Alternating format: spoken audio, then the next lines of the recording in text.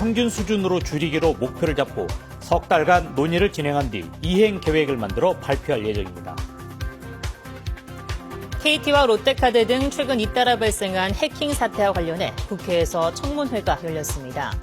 KT 무단 소액 결제 사고와 관련해 초소형 기지국 관리가 부실해 범행에 이용됐다는 질타가 쏟아졌고 롯데카드에 대해선 카드 재발급 조치가 더딘 데 대한 질책이 이어졌습니다.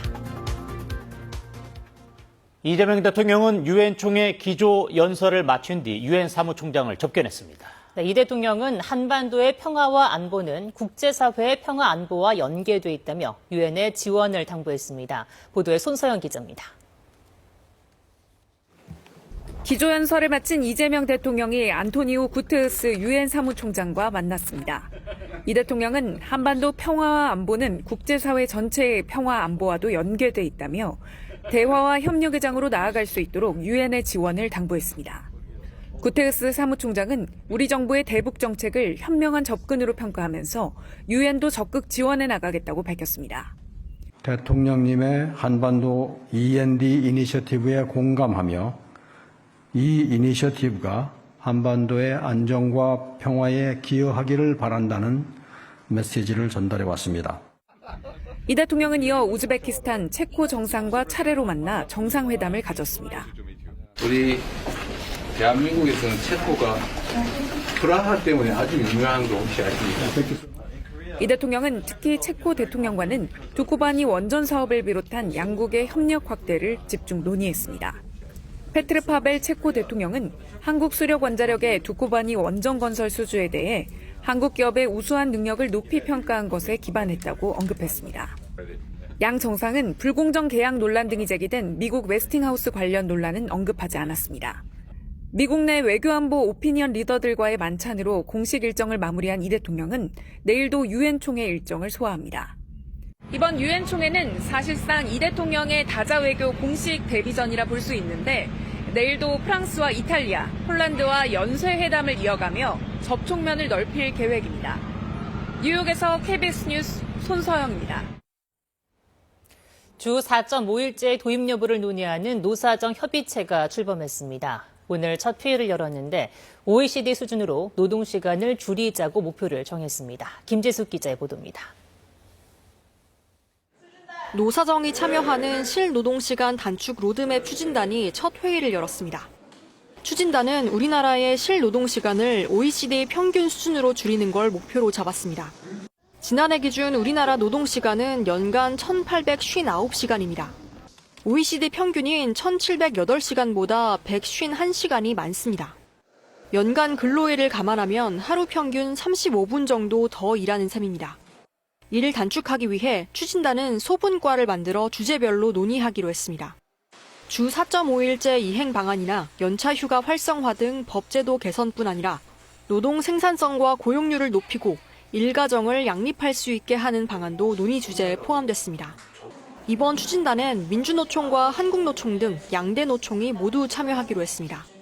경영계에선 한국경영자총협회와 중소기업중앙회가 참여했습니다. 김영훈 노동부 장관은 실노동시간 단축은 저출생 고령화 심화와 인공지능 확산 등 구조적 위기에서 벗어날 수 있는 핵심 방안이라며 노사정이 이를 함께 논의하는 데 큰 의미가 있다고 말했습니다. 그러면서 앞으로 장시간 노동에 대한 근로감독을 강화하고 장시간 노동의 원인이 되는 포괄임금 금지 등 법제도 개선부터 추진하겠다고도 밝혔습니다. 추진단은 앞으로 3개월 동안 현장 간담회와 대국민 공개 토론회 등을 열고 실노동시간 단축 로드맵 형태로 발표한다는 계획입니다. KBS 뉴스 김지숙입니다.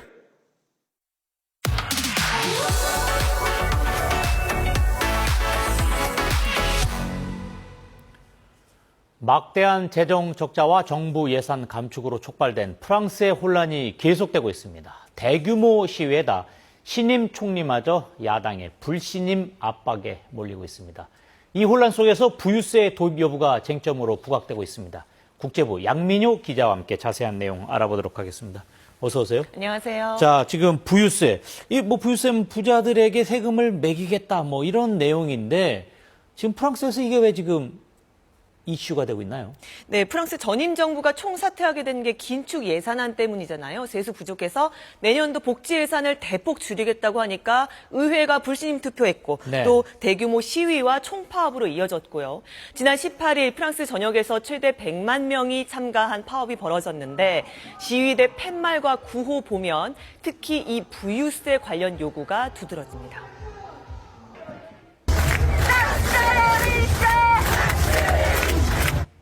En fait, il y a une injustice fiscale puisqu'aujourd'hui, les gens qui ont les plus grandes fortunes sont taxés beaucoup moins en proportion que les gens de tous les jours qui vont travailler.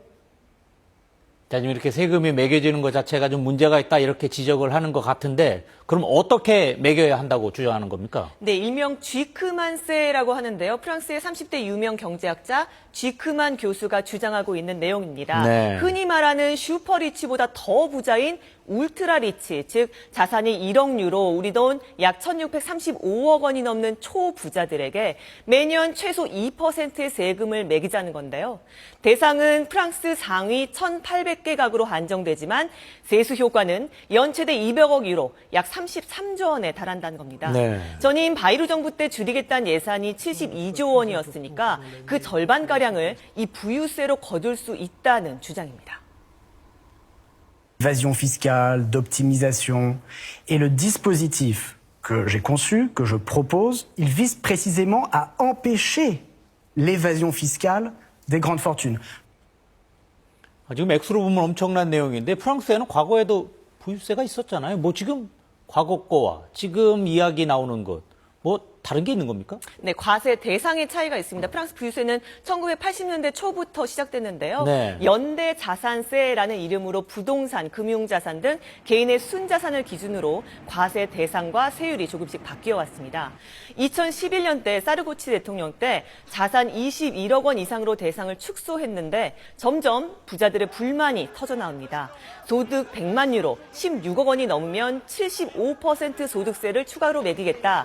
올랑드 대통령의 공약이었는데 거센 반발로 2년 만에 폐지됐습니다. 네. 부유세를 피해서 국적 변경 시도도 잇따랐습니다. 대표 사례가 유명 배우 제라드 드파듀가 러시아 국적을 취득했고 세계 최고 부자 중 한 명이죠. 베르나르 아르노 LVMH 루이비통 회장은 벨기에로 국적을 바꾸려다가 비난이 쏟아졌죠. 2017년 마크롱 대통령 들어서 연대 자산세는 아예 없애고 금융자산을 뺀 부동산 자산세를 신설했는데 기존 부유세의 세수 효과가 반토막이 났다 이런 추산입니다. 지금 마크롱 대통령의 이런 감세, 이거는 결국 재정 적자가 발생했다 이런 비판을 받고 있잖아요. 그 큰 원인 중 하나로 꼽힙니다. 부유세는 폐지하고 법인세는 깎아주고 이런 마크롱의 감세 정책이 연간 82조 원대 세수 손실을 불렀다. 이게 프랑스 회계감사원 발표인데요. 네. 그래서 초부자 과세로 세수 늘리자 이런 쥐크만세 놓고 폭발적인 논쟁이 벌어지고 있는 겁니다. 역대 프랑스 부자 순위를 조사온 경제지 챌린지에 따르면 가족과 개인 자산을 합쳐서 올해 500대 부자 중 1위는 고가품 에르메스 소유 가족입니다. 약 268조 원이고요. 2위가 191조 원의 아르노 루이비통 회장과 가족, 그 뒤로 샤넬, 로레알 등 소위 명품 회사 상속인들이 상위에 포진해 있는데요.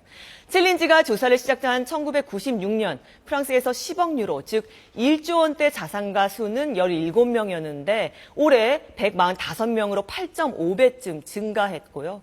500대 부자들의 총 자산이 30년 전엔 국내 총생산 GDP의 6%를 차지했는데 이제 40%를 넘어섰다 이런 분석입니다. 네. 이렇게 부의 편중이 극심해지고 불평등이 심화하는 데는 불공정한 조세제도가 한몫하고 있다.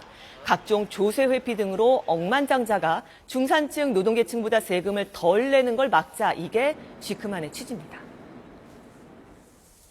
Les milliardaires, quant à eux, leur revenu, c'est des dividendes. Et ces dividendes, ils atterrissent dans des sociétés holding où ils ne sont pas fiscalisés. 이런 주장 좀 민감해서 찬반이 갈릴 것 같은데 프랑스에서는 어떤 주장들이 나오고 있습니까? 네, 최근 한 설문조사에서는 프랑스인 10명 중 8명이 이 쥐크만세 도입에 찬성하는 걸로 나타났습니다. 네. 반면 부자들은 반발하고요. 특히 대표적인 초부자 아르노 루이비통 회장은 프랑스 경제를 망치려는 의도다. 자유경제 체제를 해체하려는 사이비 학문이다 라면서 쥐크만 교수를 맹비난했습니다. 프랑스 재계에선 투자 위축은 물론 기업들의 해외 이탈을 부를 거라며 강력히 반대하고 있습니다. Vous allez ruiner l'investissement parce que vous allez mettre moins d'argent dans l'innovation, dans les équipements, dans la formation des gens, etc. Et donc petit à petit, vous allez couler la boîte. 지금 이런 부유세 도입 이런 거는 뭐 야당이 지금 압박을 하고 있는 그런 모습인데 프랑스 정부는 이에 대해서 어떻게 대응하고 있습니까? 네, 마크롱 대통령은 일찌감치 이 쥐크만스에 대해서 반대 입장을 분명히 했고요. 예. 르꼬니 신임 총리가 이제 금융자산의 일부 과세를 포함한 내년도 예산안을 새로 짜고 있는데 야당은 예산안 통과 조건으로 쥐크만스의 도입을 내걸었습니다. 이미 올 2월에 야당 지지로 쥐크만스 법안은 프랑스 하원을 통과했다가 상원에서 다시 부결됐는데 이제 예. 또 입법 드라이브를 거는 겁니다. 신임 총리도 불신 투표할 수 있다. 야당의 이런 압박 속에 다음 달 초가 예산안 발표 시한인데요. 신용평가사 피치가 얼마 전 프랑스 국가 신용등급을 강등했는데 다음 달엔 또 무디스 평가가 나오거든요. 정치, 경제적 위기는 계속되는데 쉽사리 돌파구가 보이지 않는 상황입니다. 네, 그렇군요. 오늘 여기까지 듣도록 하겠습니다. 지금까지 양민효 기자와 함께했습니다. 고맙습니다. 고맙습니다.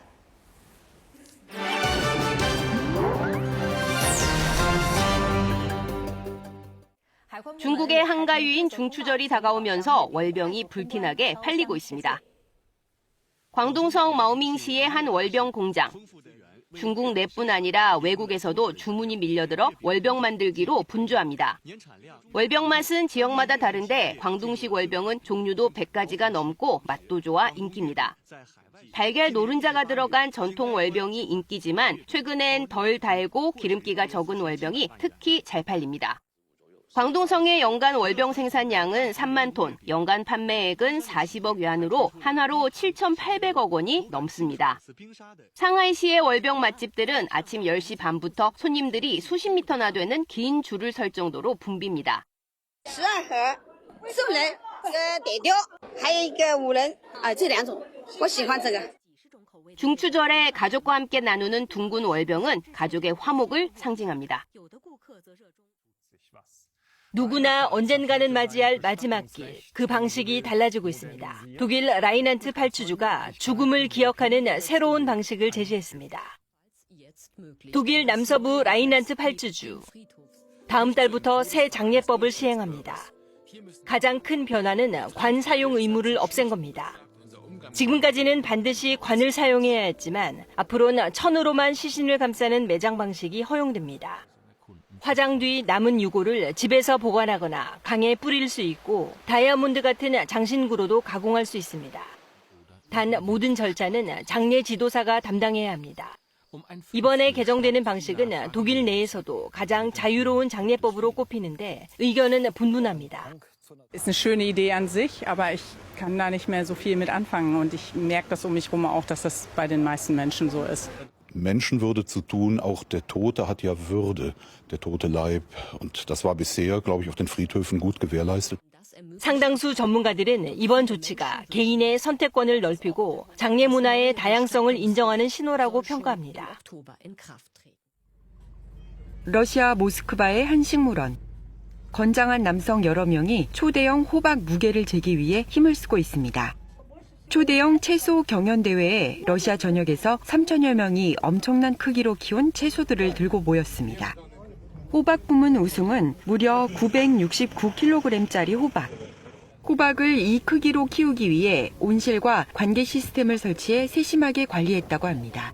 Была построена теплица. В землю в теплицу был закопан провод, который подогревал землю. Установлен капельный полив, чтобы ежедневно выливать по 1000 литров. В воду я замешивал питательный раствор, где высчитывал каждый элемент, сколько нужно на определенной стадии роста.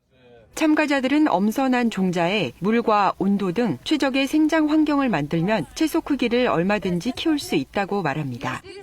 수박만한 양파, 150kg 가까운 수박. 이렇게 경연에 나선 참가자들이 가지고 온 채소의 크기는 상상을 초월합니다. 20, 130, 140. И когда-нибудь, я думаю, мы побьем мировой рекорд, который сейчас 159 килограмм составляет. 하나로 수십 명, 수백 명이 먹고도 남을 만한 초대형 채소들.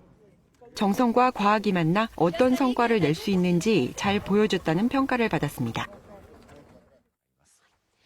일본 사이타마에는 90을 앞둔 나이에 벤치프레스로 세계 정상에 선 여성이 있습니다. 이를 악물고 역기를 들어올리는 여성. 89살 이다 노리꽃입니다. 벤치프레스 70살 이상 52kg급에서 2년 연속 세계 챔피언에 올랐습니다. ベンチに出会えて人生の最後に花が咲くようで 마라톤이 취미였던 이이다 씨는 70대의 사하라 사막 마라톤에 도전해 3차례나 250km를 완주했지만 부상으로 달리기를 포기해야 했습니다. 시리에 빠져있던 때 벤치프레스를 접하게 됐습니다. 스스로 정한 원칙은 다치지 않도록 무리하지 않는다는 것입니다. 일주일에 3번 체육관에서 훈련하고 단백질과 칼슘 섭취도 빼놓지 않습니다. 이날 대회에서는 자신의 몸무게와 맞먹는 50kg을 들어올리며 박수를 받았습니다. その下り坂にちょっとブレーキをかけてちょい待てよとそれもまた面白いもんですよ. 이다 씨는 내년 폴란드 세계대회에서 또 한 번 정상에 도전할 계획입니다. KBS 월드뉴스입니다.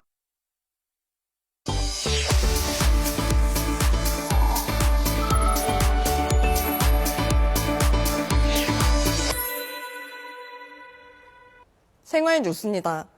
최근 유튜브 등의 생성형 인공지능으로 만든 의약품, 건강기능 식품 광고가 넘쳐나고 있습니다.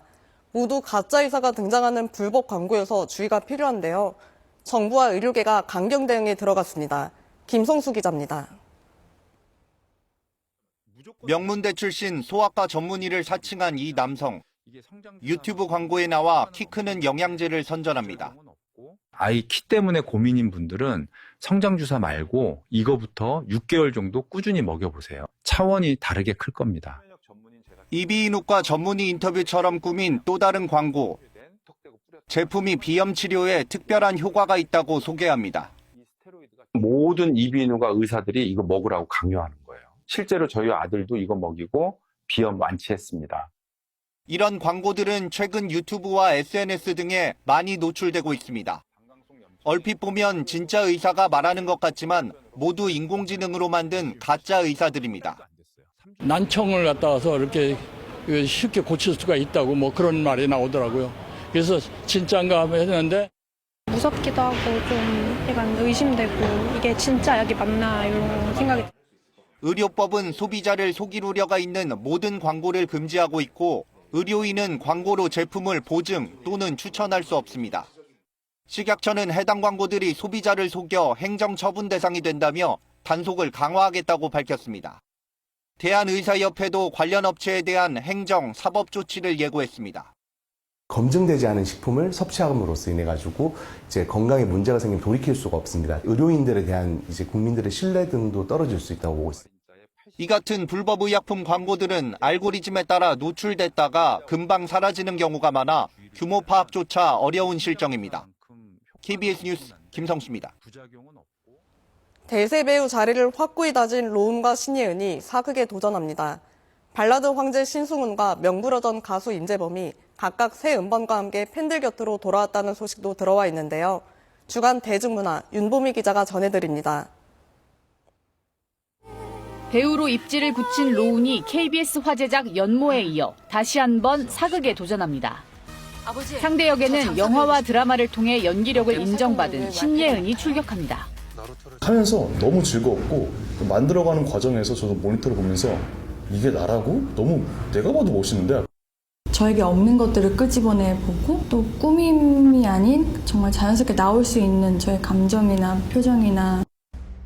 특히 이번 드라마는 광해의 왕이 된 남자의 추창민 감독과 KBS 드라마 추노의 천성일 작가의 만남으로 화제를 모았습니다. 데뷔 35주년을 맞은 발라드의 황제 신승훈이 정규 12집으로 돌아왔습니다. 신승훈은 이번 앨범에 수록된 전곡에 직접 참여했습니다. 삶에 대한 그 얘기를 한번 꺼내야 되지 않을까라는 생각 때문에 어느 정도는 사랑, 이별, 우정, 친구, 그다음에 엄마. 신승훈은 오는 11월 단독 콘서트를 통해 팬들과 만날 예정입니다. 한 발자국 뒤에 있던 가수 임재범이 3년 만에 새 음반으로 복귀했습니다. 임재범은 선공개곡 인사로 데뷔 40주년에 대한 감사의 마음을 전했습니다. 팬분에 대한 그 감사 인사도 되고 또 신에 대한 감사도 되고 어머니가 저희들한테 주신 그 무한한 감사에 대한 또 인사가 될 것도 같다라는 생각. 일본 인디밴드 슈퍼 등산부가 고 김광석의 대표곡 바람이 불어오는 곳을 표절했다는 의혹이 제기됐습니다.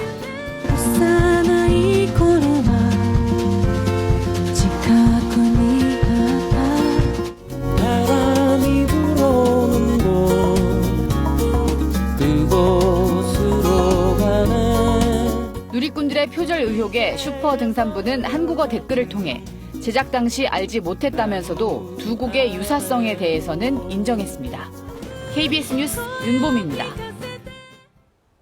올해 7월까지 태어난 출생아 수가 지난해 같은 기간보다 7% 넘게 늘었습니다. 통계청이 오늘 발표한 인구 동향을 보면 7월 출생아는 2만 1,803명으로 지난해 같은 달보다 6% 가까이 늘었습니다. 올해 1월부터 7월까지의 출생아 누계로 보면 지난해보다 7.2% 증가해 같은 기간 연간 변화폭으로는 가장 컸습니다. 월별 출생아 수는 지난해 7월부터 13개월 연속 늘고 있습니다. 출산의 선행지표인 7월 혼인 건수도 2만 394건으로 지난해 같은 달보다 약 8% 늘었습니다. 소비자들의 경제 심리가 6달 만에 하락한 것으로 나타났습니다. 오늘 한국은행 발표에 따르면 9월 소비자 심리지수는 110.1로 지난달보다 1.3포인트 떨어졌습니다. 지수가 100보다 높으면 낙관적, 100을 밑돌면 비관적이라는 뜻입니다. 지수는 올해 4월부터 상승세를 유지했지만 이번 달 들어 하락했습니다. 하는 측은 건설 경기 부진과 아직 합의되지 않은 미국 관세 협상 등으로 경기에 대한 우려가 커지면서 소비 심리 지수도 하락한 것으로 보인다고 설명했습니다.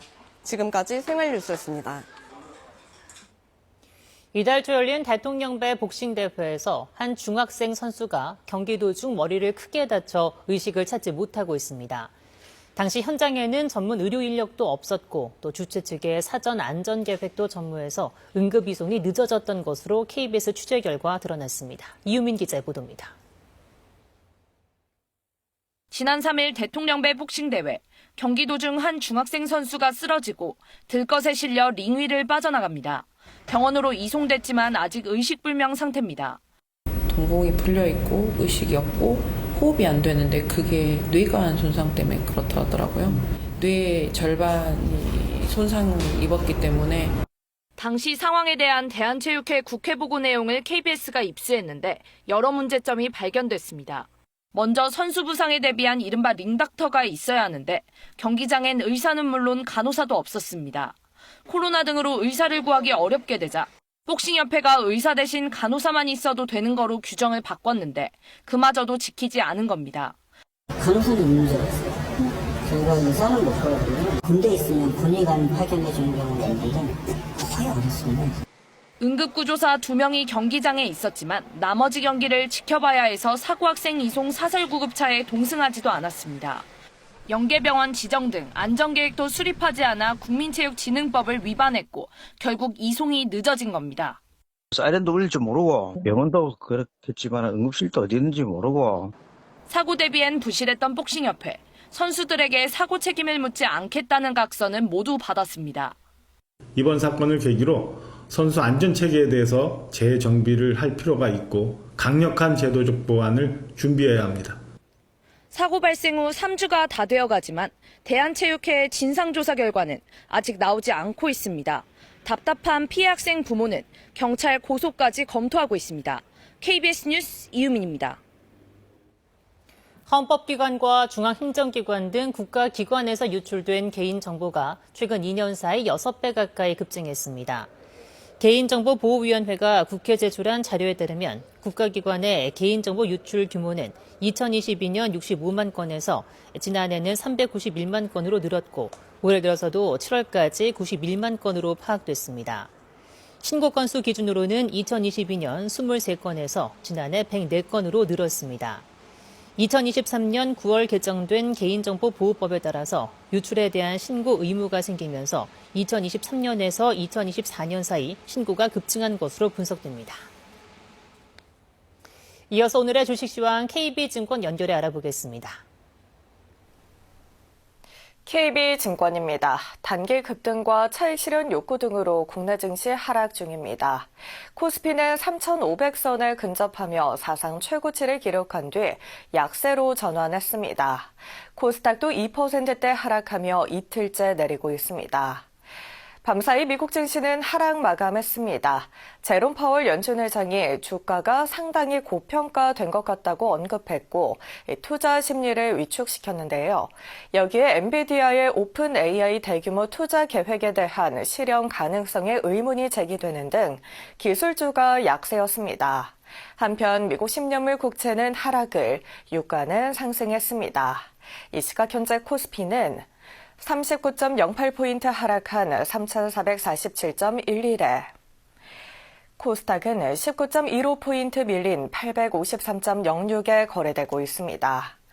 업종별 흐름 살펴보면 하락 업종이 우세합니다. 코스피 시장에서 개인과 기관은 매수를, 외국인은 팔고 있습니다. 한화 에어로스페이스를 비롯한 방산주 흐름 좋고 두산 에너빌리티 나흘째 상승하는 등 원전주도 강세입니다. 일부 조선 기자재주, S-오일 상승 중인 반면 KCC 10% 넘게 급락을, 대웅과 키움증권, 셀트리온 약세입니다.